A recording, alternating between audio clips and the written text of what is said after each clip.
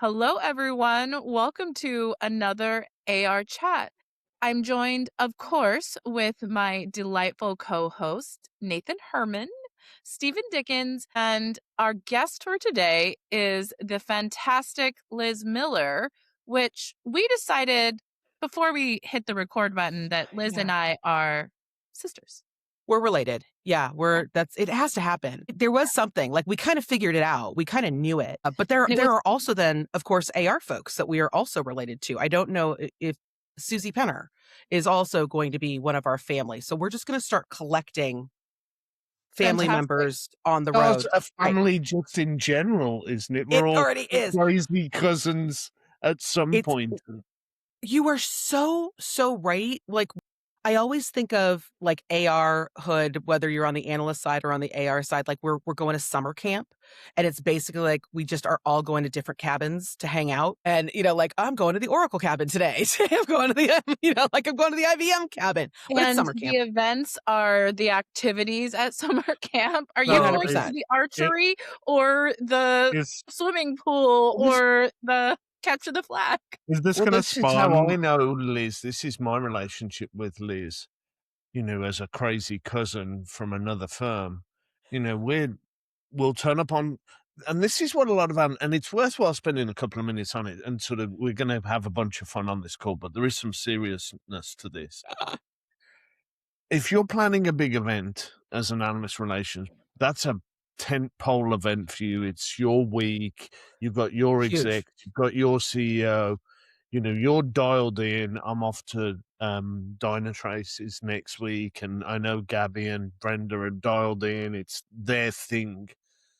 I don't think a lot of the AR pros realize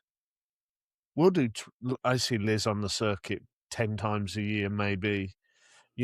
Liz will do a bunch of events that I don't go to and vice versa. We'll do 25 events a year. And that traveling circus of analysts gets together in a room.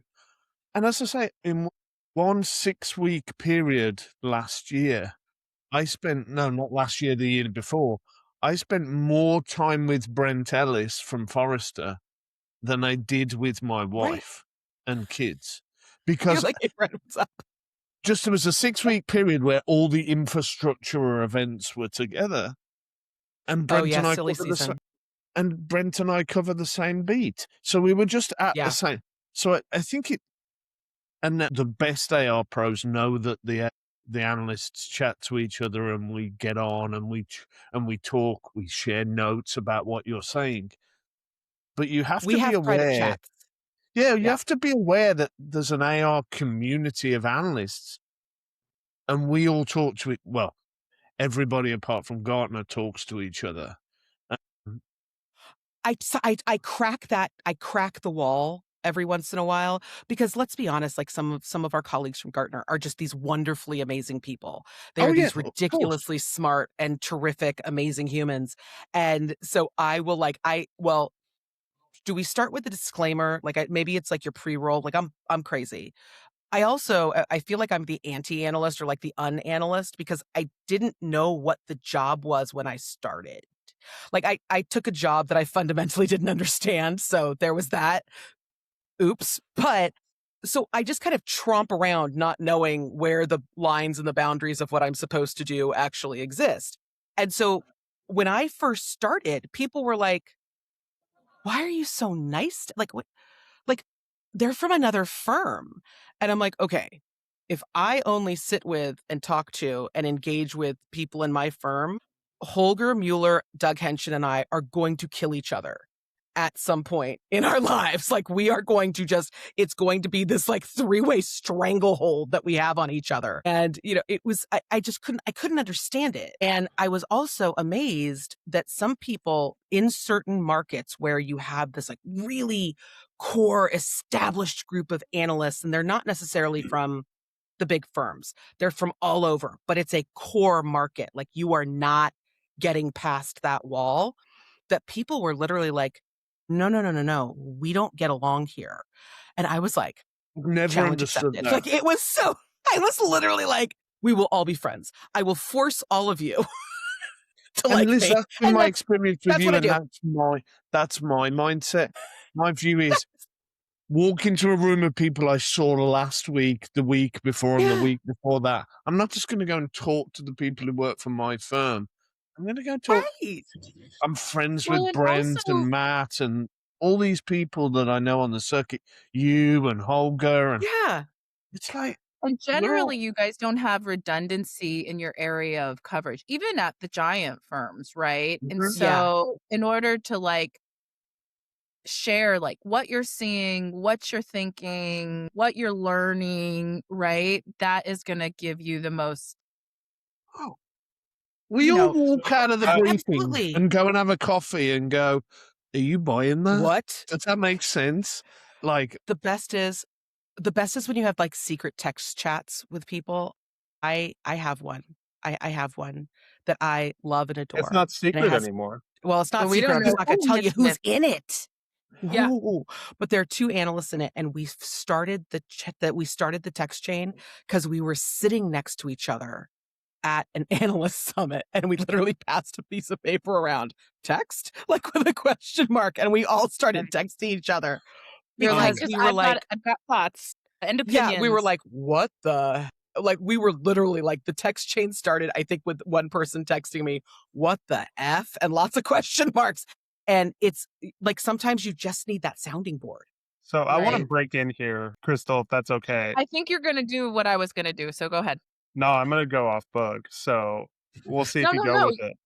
you're good. But first of all, Liz, I want to give you your flowers. I've never worked in a space where we've interacted, but I've seen you from afar on LinkedIn. I've had Aw, colleagues from my spotlight days all the way through to, my practitioner days who speak highly of you. I think part of what you thank you. said is why you stand out. You're fun, you're authentic, you're engaging, you don't do things by the book. And frankly, that's a breath of fresh air. And I crave analysts that do that. Thank you. So to you're switch not alone gears, on that. You're not alone on that, Nathan. You're not alone. People are looking for people with some Thank you. personality, I think. I mean, yeah, for sure. Sashi Konda from Infotech said it on LinkedIn last night. People still crave, personal relationships and Yeah. context, and And that's talk about king. like a genuinely sweet human being. Like, Yes, I mean, Sashi, absolutely. he's like when you see that out there and you see people, like, how can you not gravitate to Yeah, that? Like, one he's hundred just percent. genuinely kind. You're like, So I have this with one Ron hundred percent. Westfall on my team. Ron is just the nicest human you Ron's know, Ron. incredible. Yeah. yeah, It's just, yeah, and I have clients saying we just love working with Ron. He's just so nice. And that's awesome. if you're going to spend your working time with people, you want to have some fun. You want to work with good humans. You want them to be whip crack smart and know their stuff. But why not have some fun and enjoy what you're doing with the people you work with? Yeah, 100%. Like, there are incredible human beings in this industry, and I want to give all of them our flowers, but I There's also some want to cranky switch people as gears. well, Nathan. Come on, there's some cranky people as No, well. there's not. We only give flowers on the show. I love it. So, yeah, it's the year of our existence, 2026. Make of that what you will. Like, I mean, I don't even But need an app. I want to throw a new question out there. Through Hold on. 2025, This month has been half a year. I don't know, Oh, we're geez. 100%. 23 So days, and I've been freaking saying, exhausted. everyone, like, I feel like tomorrow should be June. 100%. 100%.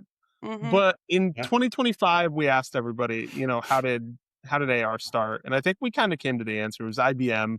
In fact, I think we identified the person. I just can't remember. But It was in 2020, IDC and it was IBM, I think, is where we landed as an yeah, answer. yeah. So in 2026, here's my question to start us Oh, off and kind of the body of the episode, as it were. season What's 2. your season two? Exactly. What's your analyst relations or analyst industry hot take? Ooh, I like it. Putting you on the spot. We're getting old. I'm just going to be super honest about it. Like, that's probably the other unanalyst thing about me. I just get super blunt about stuff.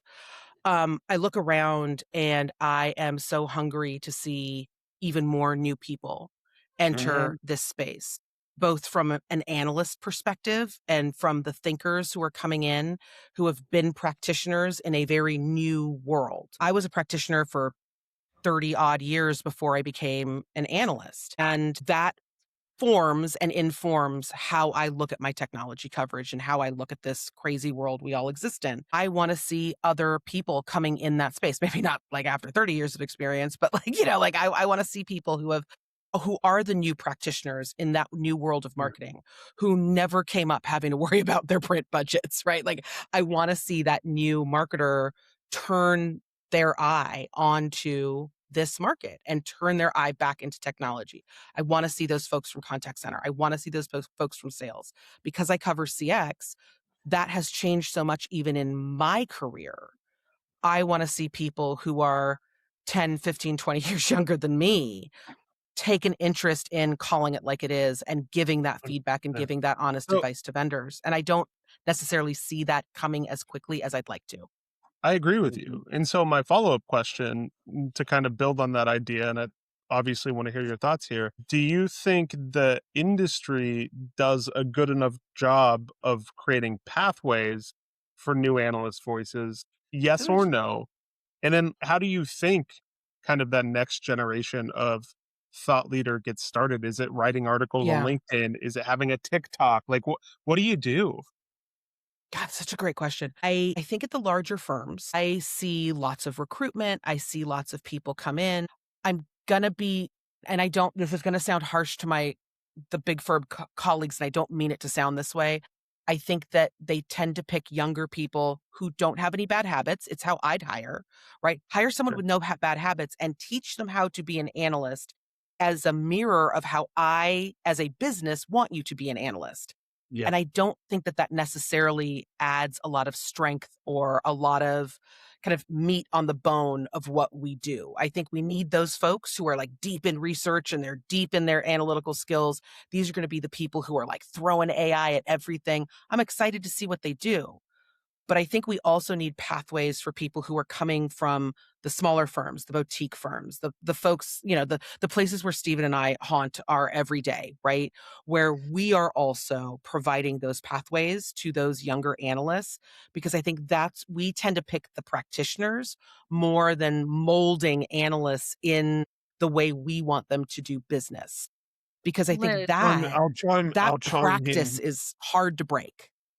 I'll chime Yeah, in here. I think actually, we're giving flowers to a couple of people, and there's a couple of people who just instantly sprung to mind in the analyst community.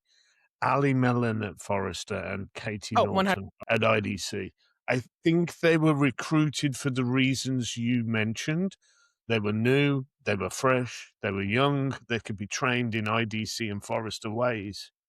But I think what they've both done, probably in the last year, 18 months, maybe last year for Katie, is kind of found their personality, found their voice, found their presence, and have Yeah. become somebody that we would more associate with a boutique. They're good on LinkedIn, they've got a 100%. personality, they've kind of got a bigger persona than the classic IDC and Forrester analyst.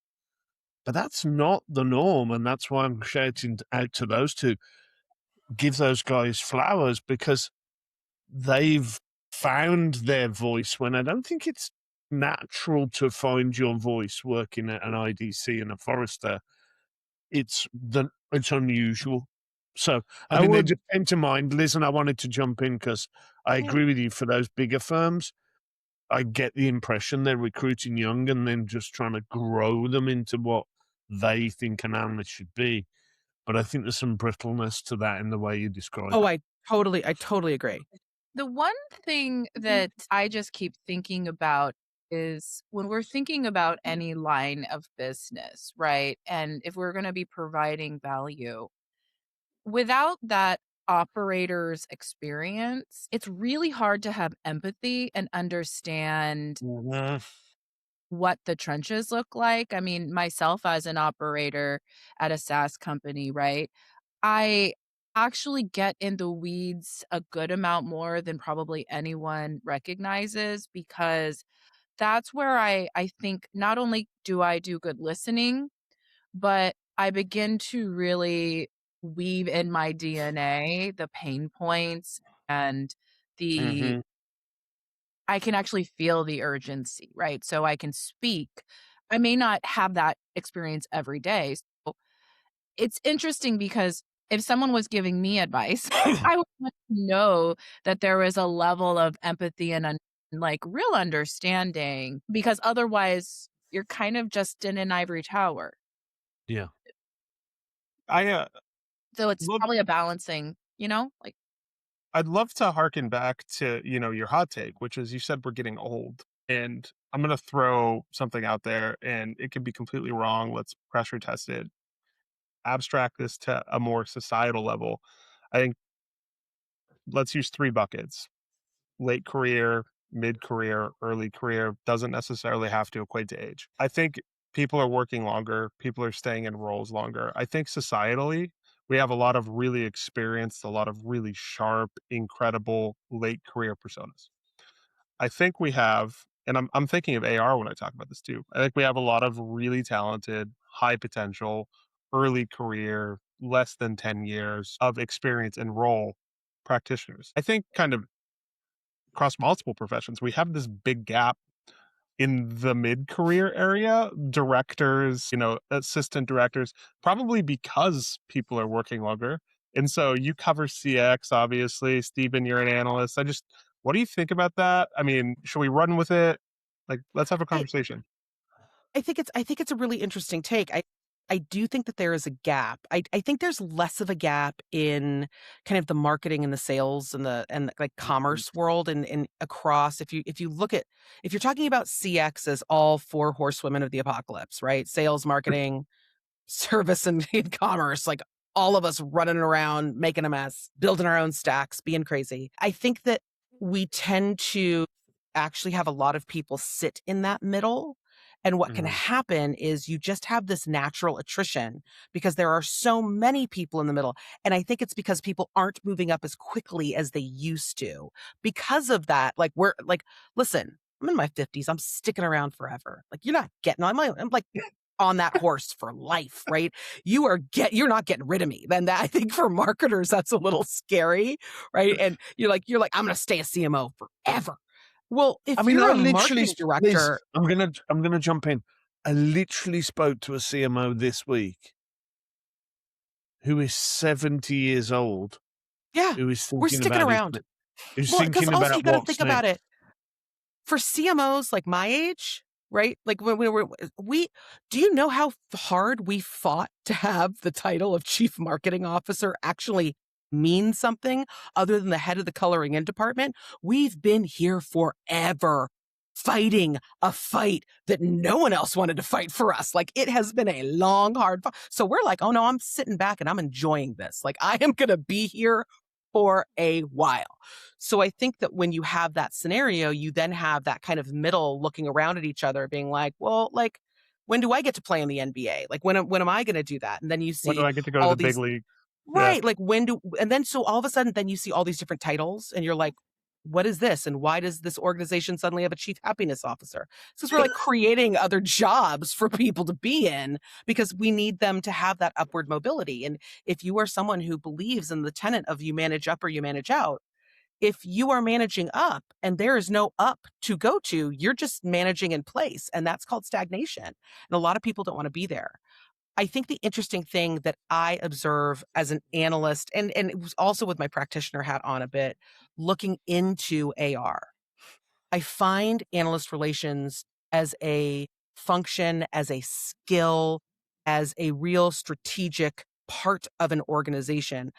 I find it to be so incredibly misunderstood. And Mm. I think that for a lot of organizations and I will take this knock on behalf of my people. When I look at CMOs, and if we were to sit around and have a conversation about analyst relations, you are going to have a school of CMO who's really going to understand what you can do with that, and that it is a strategic position. And it's a strategic position that when you hire, whether you're hiring from the very lowest position, the entry level, to the very senior most, you are looking for people who have the capacity to be a strategist. You're not looking for someone who just knows how to manage an agency or knows how to manage the list. I think people equate AR with fancy PR, and that then creates a really uncomfortable environment for all of us, quite frankly. But you're also missing the real gravy train there. You're missing the opportunity, if that's what you think of it. And I think when you're in a scenario where you've been coming up in comms, you've been coming up in marketing, I can't tell you how many young marketers and young communications leaders I've looked at and said, have you ever thought of AR? Because if you are in that director level, you're really great at communications, you're a strategist, you have handled e-coms, you have handled thought leadership, which isn't just pumping out thought leadership is not pumping out a white paper that you just put your name all over. Like, it's about having that idea that's durable over time.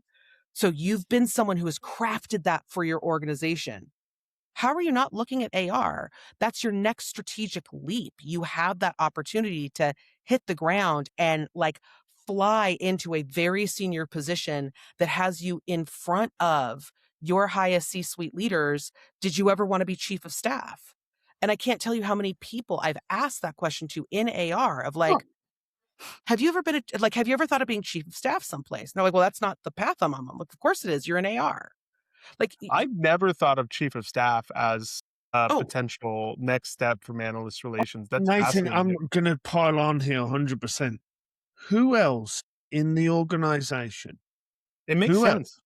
Who else is chatting to the chief product officer, the VP of development, the most senior spokespersons, people for the company, the CEO, and corralling those people? I mean, I see it's a skill set. I see VPs of AR doing this job, and the relationships they've got with the CEO and the CTO and the chief product officer. Nobody else at their level of as a VP has those relationships. So there isn't another role. 100%. And I would also go so far, Nathan, as to say there is no other role that I've seen, right, within that corporate structure where you have to, outside of the marketer who has to, listen, CMOs are on a nonstop apology tour. I'm so sorry that we just made money. I'm so sorry that we spent our advertising budget so this company could make money. I'm so sorry that we actually told a story that made customers really want to. We're constantly on oh my God, I'm so sorry. This weird apology tour.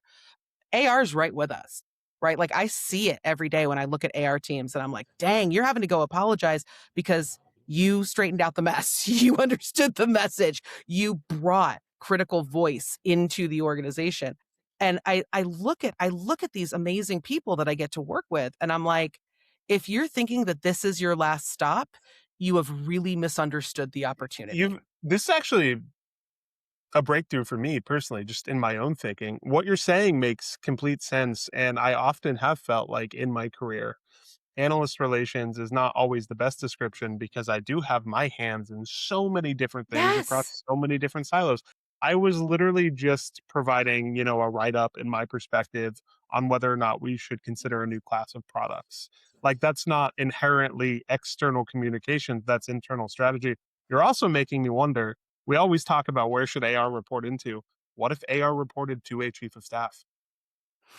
I don't know. You know what? I like it. I will say, I think for me, the jury is still out oftentimes. I do think that when AR reports to product, there is that direct funnel and feed to what product often needs, which is a reminder that their belly button is not, in fact, the place where product is born. It's very weird. But when you're out of comms, you also don't understand the message. Sentence in real time, Liz, and it makes a lot of sense, but it was really weirdly phrased. Yeah, but thank you for that image. They all just sit there huh? What do you mean? You're like, yeah, hi there, we're up here with the customer. But I think that when we look at that and where AR reports, I also do think it's going to have a lot to do with how the C-suite and how the board wants to listen. I think that if you have a C-suite and a board that's doesn't just passively say things like feedback is a gift and then returns all the gifts at the end of Christmas, that's never going to be a place where AR is going to be invited to be and have we all, anytime in advisory, right, we're always talking about permission to win. But if I think about the permission to win for AR, the permission to win is that strategic voice, is the trust. Every day, AR leaders are going in and proving they are trusted.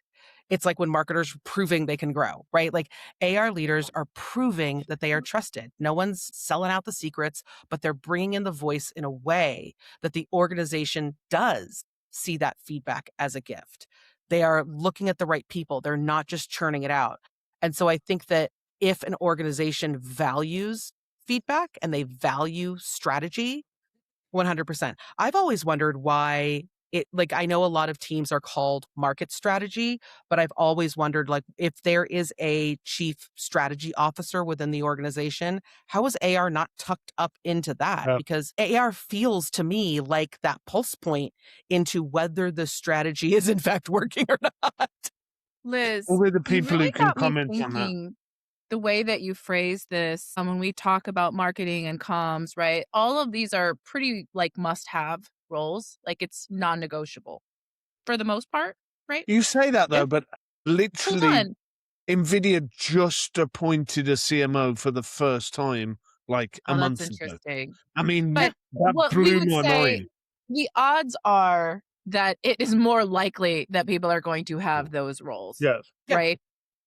So it's interesting. There must have been a point where those roles were also optional. I mean, yes, I know that Yes. in some very large technology companies, it was optional until recently. But the comms function is never optional. Like you may not have a CEO or a CMO in name, but you do have people that are You have doing someone. PR. Yeah, Yeah. exactly. Right. So it's And let's, like if what you want to needs to date happen this, yeah. for R to be a not optional, a must have, right? It's a great question. I mean, and I think it's a super interesting conversation. I go back to kind of the early days of the CMO because we think of that role, we think of the chief marketing officer. So many people sell to the chief marketing officer that we think that the role's been around since the dawn of time. But you got to remember, so when prior to joining Constellation, I was with an agency called Global Fluency, and Global Fluency was the managing partner of an organization called the CMO Council. So I ran that, ran operations for that organization. And when I started in 2006, there were maybe a couple hundred CMOs. We maybe had 1,000 people in membership of the CMO Council, and those were people who had who had the territory of what a CMO would do, but didn't necessarily have the title. The CMO title in 2006 was not ubiquitous. And the interesting thing about so CMO Council, 20 years great ago. organization, still exists, celebrating their 25th year of operation this year, started around a dinner table.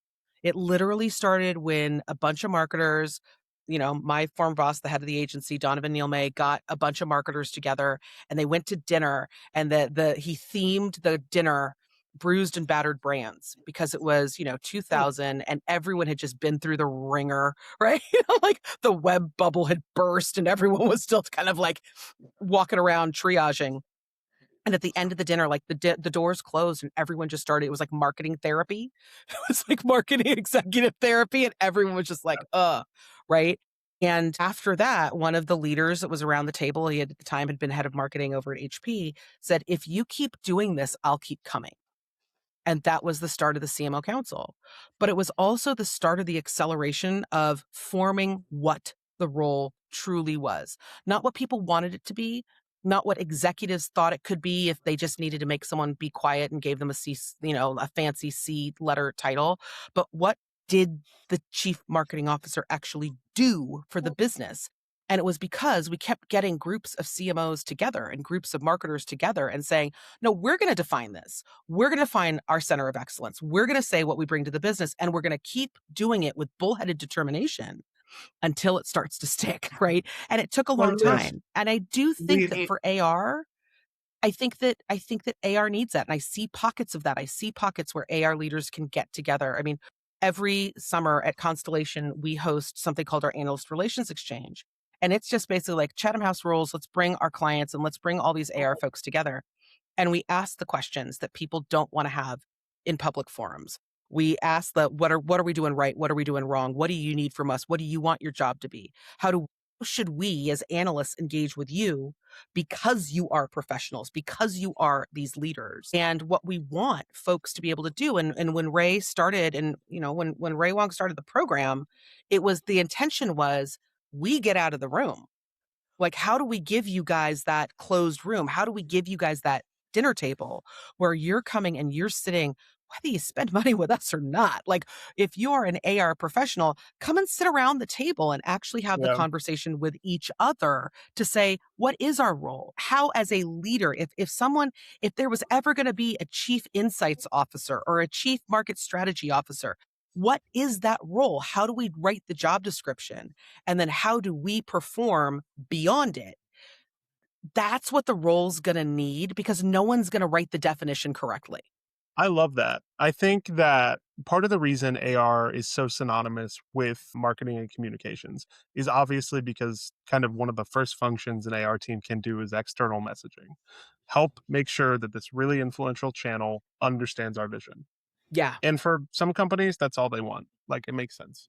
But I also think this is where we always get into AR has a branding issue too, because we've talked about all of the really mature processes they can be involved in that bring a ton of benefit to the business. My personal hope is that someday we have a chief market insights officer, and under Yeah. that is analyst relations, market intelligence, customer intelligence, and you're really triangulating all those sources of external truth, because it's done in pockets right now within an organization. Like, maybe your CS team is looking at your peer reviews and figuring out why you win or lose. And maybe you have a technical marketing team that's Right. looking at why your product features don't stack up well against X or Y competitor. Like, hopefully someday that's all one function. Like, that would be my kind of Yeah. pipe dream.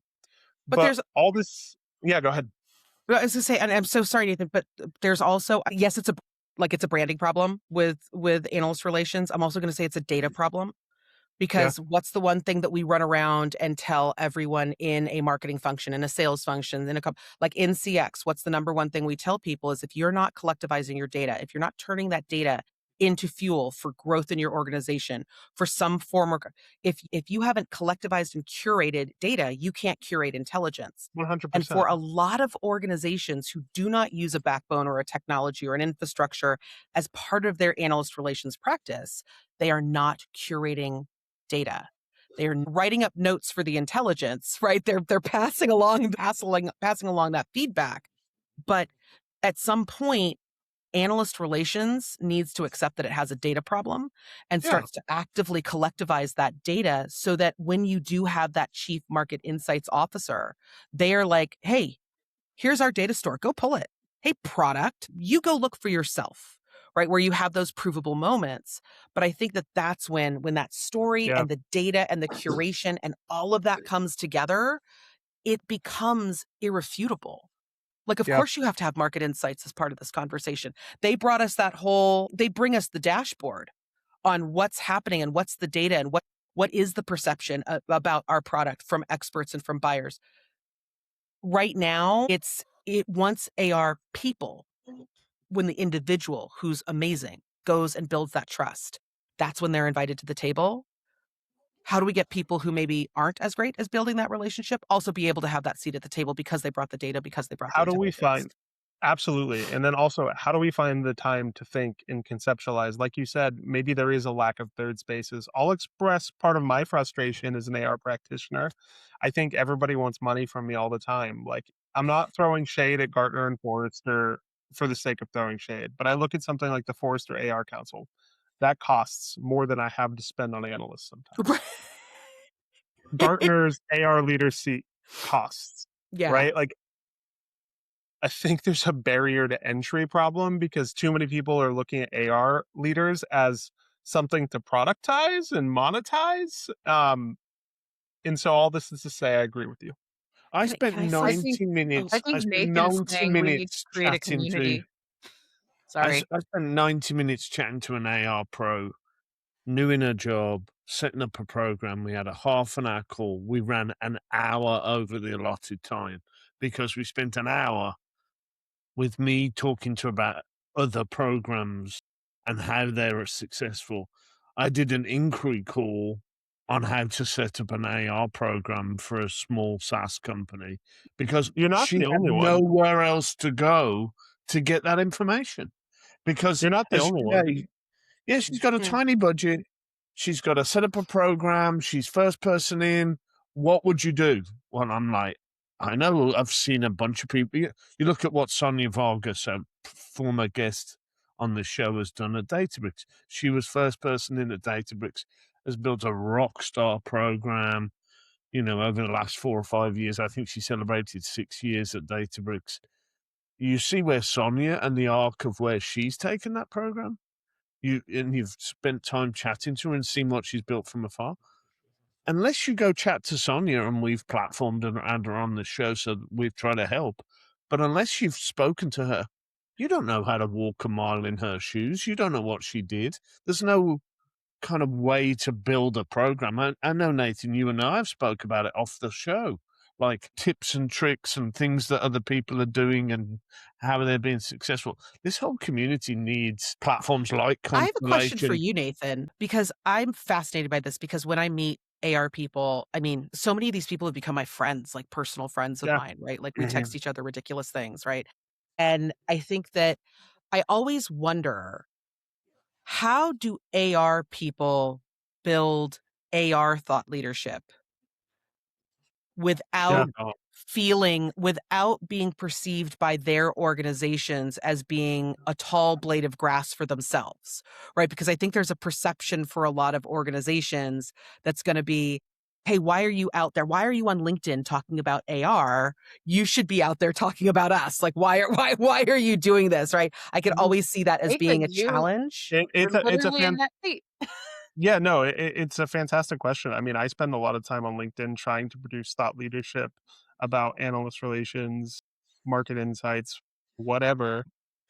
I try to produce stuff that people want to read. I don't produce just for the sake of producing. But I mean, Yes, it's a please. thought that's always in the back of my head, right? Like, how do you promote your vision of the industry while also existing within a framework that is set up a certain way with You certain do a great job of tolerances? it, by the way, my friend. You do a great job of it. Thank you, but it is a challenge. But I imagine, Liz, that's a challenge for every profession. If you're a product marketer, I look at somebody like Keith Andes. How does Keith toe the line between promoting his products that he, is in charge of product marketing for, and also promoting himself? I mean, we're in the age of the Totally. personal brand, and how in the age of the personal brand do you do an equal job of promoting the corporate brand and your personal brand? Becca Chambers is the Yeah. perfect example. I follow her stuff. We've had her on the She's show. great. I couldn't tell you off the top of my head who she works for.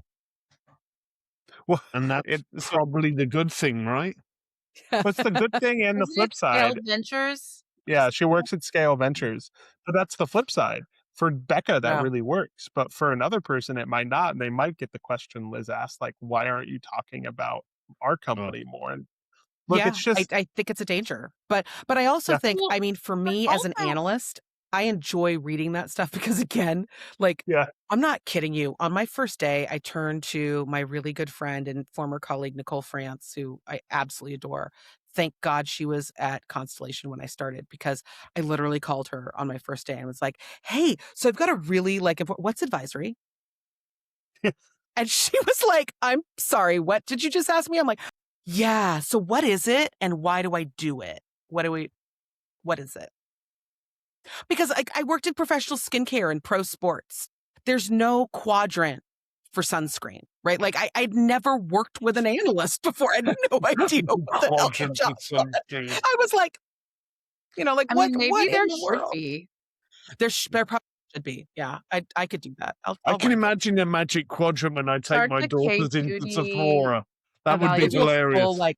like a mask sheet. Yeah, Yeah, I do the always K-beauty I still, evaluation. here's the funny thing. I think I still owe the AWS AR team a trip to Walgreens to like go skincare shopping for like get the dupes of things at less money. So Yeah. shout out to the AWS AR team. I understand, Carol, that I'm still on the line for that. So Liz, Crystal, maybe that could be our a side hustle we could do as we're straight up side Papa hustle. sisters. Is we'll pick 4 Little categories. technology, sheet masks. Yeah, it's gonna be fun. would it be like ability to beautify over like I don't know. Or like would I go like strength cost to of over sliminess? results.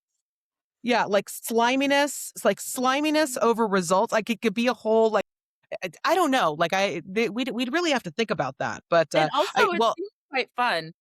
yeah, So, it'd be great. go Guys, 3 minutes left. Oh boy. Oh, Jeez, you're Hard so stop for pressure. Hard stop for Crystal and I. I'm going to help you out, Crystal. Season 2 of ARCHAT. I've got a question. What in 2 minutes or less, Liz, and I'm prefacing that with you specifically, 2 minutes or less, top 3 things people should be thinking about in AR in 2026. Quick fire round, and then Crystal's going to wrap us up. Oh my gosh. There are other words that other than agentic. That's That's one. So that's fun. Invite people early if you expect them to be there. That's Silly season is real. It's painful, and like I don't like being in 3 cities in 1 week. Please stop making me do that. And I'm not calling the baby ugly. I think that 2026 is going to be a year, and I feel this from our colleague, Steven, is that it is going to be a year when a lot of us are saying, okay, but okay, that didn't work, but like, I think there's a lot of that, and I feel a lot of that coming. And so what I would say for AR is please understand I am not calling the baby ugly. I'm just asking you to put a different hat on its head. I literally wrote that email to a vendor yesterday. So it's kind of like. And by the way, Liz did that in 1 minute. She did.